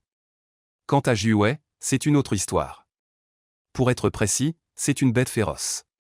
Comme un chat sans être un chat, comme un léopard sans en être un. Une queue courte, avec une touffe de poils bien visible au bout des oreilles. Au début, j'ai cru que c'était un renard. En y regardant de plus près, comment cela pourrait-il être un renard? C'est clairement un lynx, n'est-ce pas? Maintenant, ce fauve lèche frénétiquement le visage de Yan Bei, émettant un grondement continu de sa bouche. Comme s'il faisait un câlin. Il s'appelle Jiwei. Yan Bei détourne le visage, bloquant la langue tendue du lynx avec sa main. Ah, c'est Jiwei. Petit-neveu, tu as toi-même donné ce nom, tu l'aurais oublié? Yan Bei secoue la tête. J'ai dit que j'avais oublié. Petit-neveu, crois-tu les paroles de ton oncle? Yan Shan regarde le lynx qui ne montre de l'affection qu'à Yan Bei. Secoue la tête avec impuissance. Il trouve toujours que ce petit-neveu sonne bizarrement. C'est vrai, laisse-le passer s'envoler avec le vent. Je dis la vérité, Yan Shan hocha la tête. Ce que je dis est aussi vrai. Yan Bei regarda Yan Shan, dont le regard était déterminé. Son cœur était rempli d'émotions mitigées à cet instant. Arrivé ici, est-ce que cela peut se régler en quelques mots? Si c'était clair, le croirait-il? Oh, mon Dieu! Je ne peux même pas m'expliquer clairement. Si on le dit, qui pourrait bien y croire? Petit oncle, je dois te rappeler de te dépêcher pour ce que tu as promis au roi de Zhongshan. Bien que ces mots viennent de la bouche du roi de Zhongshan, ils finiront inévitablement sur le bureau de Sa Majesté. Je te conseille d'écrire ça rapidement. Sous forme de mémorandum à présenter. Puisque nous avons choisi de le faire, nous devons le faire bien. C'est tellement compliqué, on ne peut pas le dire oralement? Yan Shan prit une profonde inspiration. D'accord, tu dicteras. Je vais écrire à ta place, Yan Bei rayonne de joie. Waouh, comment peux-tu être aussi gentil? Tu m'as tellement ému que je n'en peux plus. Yan Shan prend une nouvelle profonde inspiration. Tourne la tête pour expulser l'air vicié de sa poitrine. Se retourne, affichant un sourire. Vous êtes l'aîné, le cadet est ravi de vous servir. C'est aussi un honneur pour moi. Alors, commençons maintenant. Yan Shan hocha la tête. Bien, commençons. Sous un grand arbre à droite du camp militaire. Yan Shan tantôt se penche sur la table et écrit à la hâte. Tantôt fronce les sourcils en profonde réflexion. Tantôt secoue la tête en fredonnant, comme s'il buvait un nectar. En revanche, Yan Bei ressemble à un âne paresseux tournant autour de la meule. Il tourne et tourne autour de cet arbre. Tantôt se gratte la tête et se touche les oreilles. Tantôt s'arrache les cheveux. Tantôt rit aux éclats, tantôt pousse des hurlements. Yushi Baolin grimace de peur. Faire des études est-il donc si pénible? Lui regarda Yan Shan avec envie. Comment dire, même si je te le disais, tu ne comprendrais pas. Tu cherches une bagarre? Si tu ne veux pas parler, tais-toi. Qu'est-ce que ça veut dire je ne comprendrai pas? Je te le dis, moi aussi j'y ai été à l'école. Chez moi, on avait aussi un précepteur. Lui détourna la tête avec mépris. Tu n'es qu'un rustre, de toute façon. Cheng Yuemei et Yushi Baolin avaient grandi comme des frères. À ces mots, ils s'avancèrent brutalement devant lui. Le dominant du haut, ils dirent « œuf pourri ». Si t'es un homme, répète ça encore une fois. œuf pourri était le surnom des enfances de Liui. En grandissant, il détestait de plus en plus ce surnom. À ces mots, il prit un air sévère, écoute bien. Toi aussi, t'es un rustre, ah. Ça me met en colère, ça me met en colère. Liui, si t'es un homme, viens te battre avec moi. Oser ou non? Cheng Yuemo, bien qu'il agisse avec brusquerie, n'est absolument pas idiot. Si quelqu'un d'autre se moquait de lui, il aurait déjà passé à l'action. Mais pas avec Liui. Car Liui est le cousin de Li Shanqian. En résumé, en une phrase simple, le grand-père de Li Xiaogong Li Wei et le grand-père de Li Shimin Li Bing étaient frères. Peut-être à cause d'une incompatibilité de destin. Cheng Yuemo et ses camarades se sont toujours opposés à Liui depuis leur enfance. En secret, ils se sont battus d'innombrables fois. Bien qu'ils aient remporté plus de victoires que de défaites, peu importe le résultat. De retour chez eux, ils recevaient une raclée. Avec le temps, ces fils de généraux ont compris une vérité. On peut insulter Liui. Mais on ne peut pas lever la main sur lui. Dès qu'on le frappe, une fois rentré, son propre père s'en prend à vous. Parce que ce salaud pleure facilement et aime rapporter. Quand on pense qu'il fait partie de la même famille que Sa Majesté. Si c'était vraiment à cause d'une dispute verbale qu'on frappait Liui, cela causerait pas mal d'ennuis. En rentrant à la maison, on se ferait sûrement battre. Cheng Yuemo serra les dents avec rage. Si t'as du cran, retourne à Chang'an et attends. Liui ne prêta aucune attention à Cheng Erbeu. Il se tourna pour continuer à regarder avec envie les deux oncles et neveux non loin. Sous l'arbre, Yan Bei et Yan Shan commencèrent aussi à se disputer. La raison principale était que Yan Shan pensait qu'on pouvait expliquer clairement une chose en une phrase. Mais son oncle insistait pour dire 32 phrases sur 7 ou 8. Après lavage de la plaie. Coudre, cette phrase pouvait être résumée aussi simplement et clairement. Pourquoi mon oncle insistait-il pour écrire 1, 2, 3, 4? N'était-ce pas superflu? Yan Bei prit une profonde inspiration. On pourrait résumer en une phrase. Mais pourrais-tu comprendre? Sa Majesté pourrait-elle comprendre? Si on l'utilisait pour la propagande dans l'armée. Tu comptes sur ces rustres qui savent à peine lire pour comprendre? Tu espères qu'ils devinent mes pensées?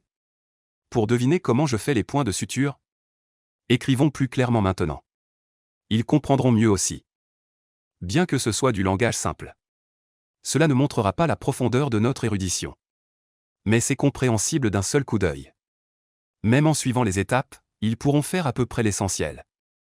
N'est-ce pas bien ainsi? D'ailleurs, ce que nous faisons maintenant est peut-être très important. Si à l'avenir notre précieuse culture se résume à une simple phrase comme celle-ci. Alors si les cavaliers des steppes envahissent à nouveau. Tête roule, la culture est décimée. Nos descendants devront deviner à quoi servait cette phrase. Penses-tu qu'il soit raisonnable de résumer une chose si simple en une seule phrase? Yan Shan essuie les gouttes de sueur sur son front. Il a découvert qu'il ne pouvait pas réfuter les arguments de Yan Bei. En y réfléchissant, cela semble déraisonnable. Mais les règles ancestrales sont ainsi depuis des millénaires. Yan Bei a percé les pensées de Yan Shan. Il a donc décidé de clarifier les choses. À ce moment-là, on entendit Yan Bei poursuivre en disant: dans les temps anciens, nos ancêtres ont inventé l'écriture. Peu à peu, nous avons développé le concept de famille et de nation. Nous écrivions des lettres à nos familles.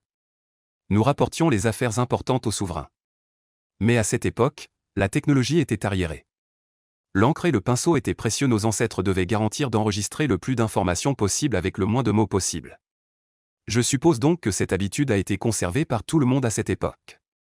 Nous savons tous qu'avant la dynastie Qin, on utilisait des lamelles de bambou. À cette époque, les ministres utilisaient bien sûr aussi des lamelles de bambou pour rapporter les problèmes au roi. Si un ministre voulait rapporter un problème au roi Qin en langage simple, il se ferait sûrement réprimander. Les lamelles de bambou sont lourdes, sans parler des messagers qui les transportent et qui maugraient en chemin. Ils disent « va te faire foutre ». Écrire autant de caractères, pourquoi ne te fatigues-tu pas à en crever, espèce de fils de pute? Imaginons maintenant la suite.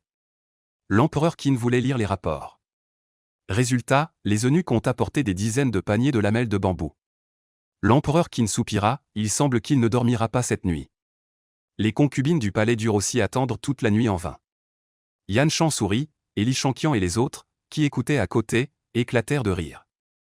Mais Yan Bei changea de ton. Mais aujourd'hui, nous avons le papier. Nous avons beaucoup de pinceaux, d'encre, de papier et de pierre à encre. Nous avons des techniques bien plus avancées que celles des temps anciens des Qin. Tout cela n'a rien à voir avec le passé. Mais pourquoi tout progresse-t-il? Alors qu'en matière de transmission, nous piétinons encore sur place? Pourquoi ne décrivons-nous pas clairement ce que nous pouvons transmettre?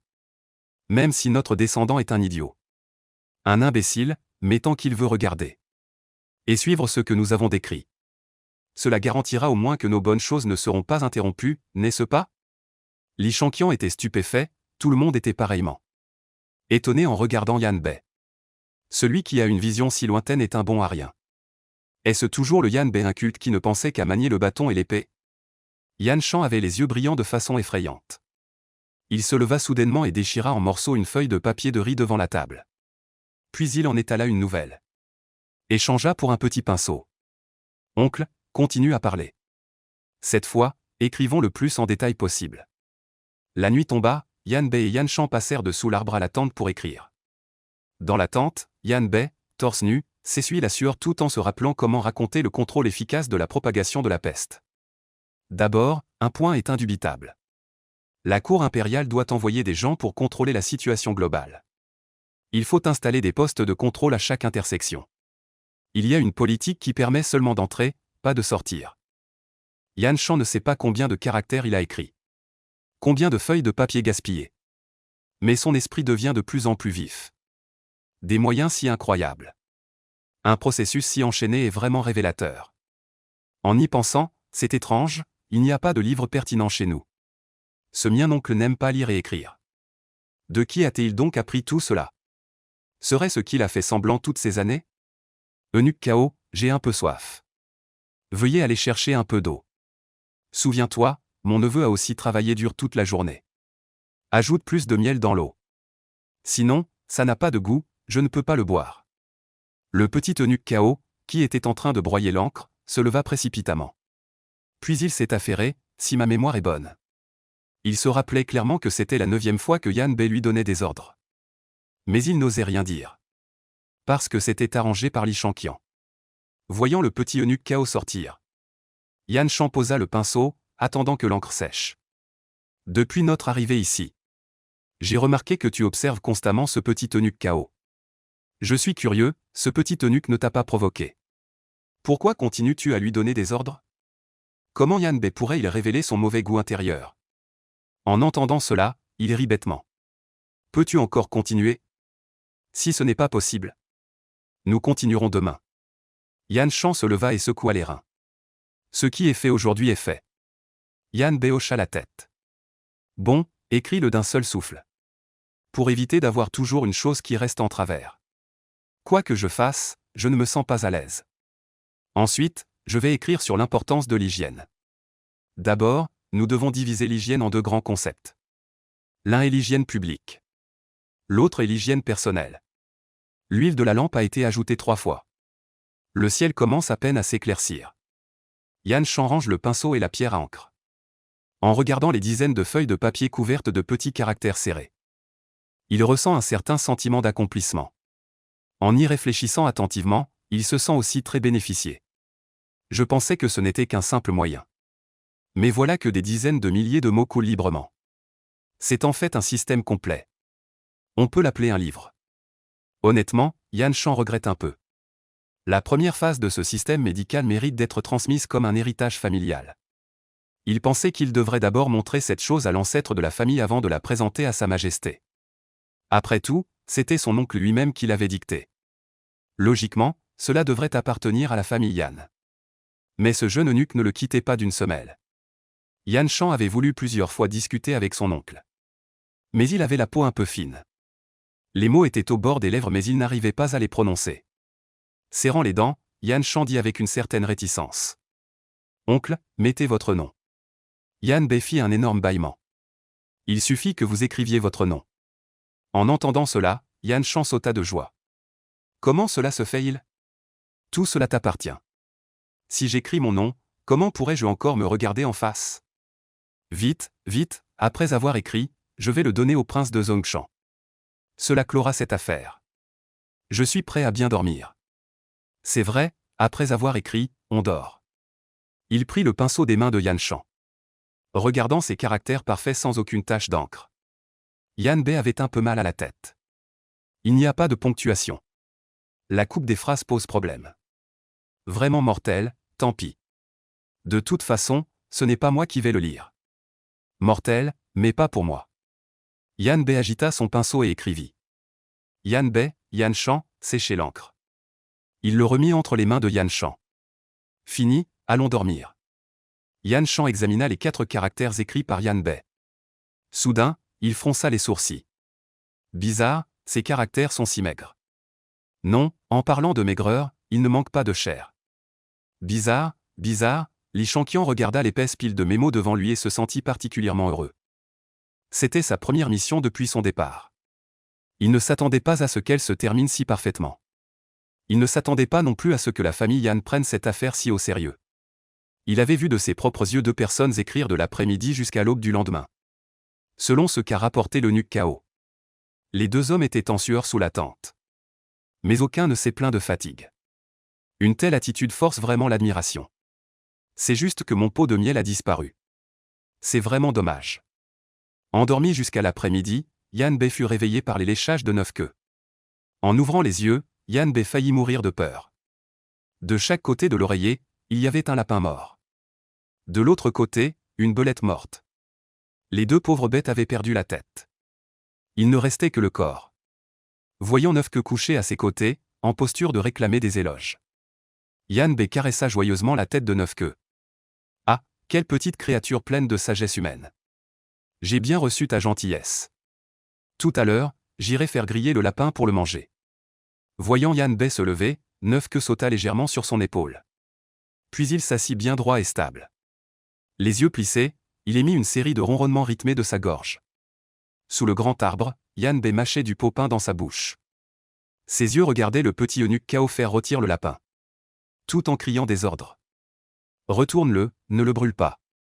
S'il brûle, ce ne sera pas bon à manger. Le petit eunuque Kao essuya la sueur sur son front. Soyez tranquille, commandant Yan. Avant d'entrer au palais, j'étais un mendiant. À cette époque, tout était difficile. Seul allumer un feu était le plus simple. Quand des gens gentils me donnaient de la nourriture, j'aimais toujours la faire rôtir pour la manger. Mais les gens gentils ne sont pas là tous les jours. Aujourd'hui, cette famille t'a donné. La prochaine fois, si tu n'as pas trop faim, tu n'oses pas demander. Parfois, quand je ne trouvais pas de nourriture, j'allais dans les ruisseaux. Attraper quelques grenouilles dans les fossés des champs. Des mulots pour calmer la faim, je ne crains pas de vous faire rire. Pour ce qui est de griller des choses, je suis plus expert que les barbus des marchés de l'Est et de l'Ouest. S'ils voyaient mon savoir-faire, ils se battraient sûrement pour devenir mon apprenti. Yan Bei pense que le petit eunuque Kao est un connaisseur. En entendant cela, il lève le pouce en l'air. Dire une telle chose montre immédiatement que vous êtes un expert. Aujourd'hui, je ne laisserai pas une seule miette de la viande de lapin. Le petit eunuque Kao affiche un grand sourire. Ses gestes deviennent de plus en plus rapides. Petit eunuque Kao, si je dis quelque chose de désagréable, ne le prends pas mal. Pour être honnête, je suis vraiment curieux de savoir comment vous êtes entré au palais. Hélas, le petit eunuque Kao soupire. Il n'y a rien à prendre à cœur là-dedans. Avant d'entrer au palais, ils ont déjà vérifié tout cela en détail. Tout est enregistré au bureau des affaires du palais. Puisque l'officier Yan veut t'entendre aujourd'hui. Alors je vais raconter. D'après ma mère, nous étions 7 enfants dans la famille. Je suis le 4e, au-dessus de moi il y avait 3 frères aînés et une sœur aînée. Mais ces 4 frères et sœurs sont morts de faim avant ma naissance. Ensuite, le pays est devenu un peu plus paisible. Les jours sont devenus meilleurs, mes parents ont élevé mes frères et sœurs cadets et moi pendant 2 ans de vie tranquille. Mais qui aurait cru qu'une guerre éclaterait? Mes parents nous ont alors emmenés courir sans cesse. Puis ma mère est morte. Il ne restait que mon père, moi, mon petit frère et ma petite sœur. Pour que mon petit frère et ma petite sœur survivent, mon père m'a vendu. Par un coup du destin, je suis entré au palais. Le petit eunuque Kao afficha un grand sourire. Ses yeux scintillaient de larmes. C'est mieux ainsi, je peux vivre. Mon frère aussi peut vivre. Mais j'espère sincèrement que je suis le dernier à avoir été vendu. Yan Bei sentit son cœur devenir très lourd. Se leva et tapota l'épaule du jeune eunuque Kao. Les mots de réconfort arrivèrent au bord des lèvres. Mais il était incapable de les prononcer. N'ayant pas vécu ce qu'il avait vécu. Il est impossible de vraiment comprendre. Que tu l'admettes ou non. Dans ce monde, seul celui qui vit la chose en connaît la chaleur et le froid.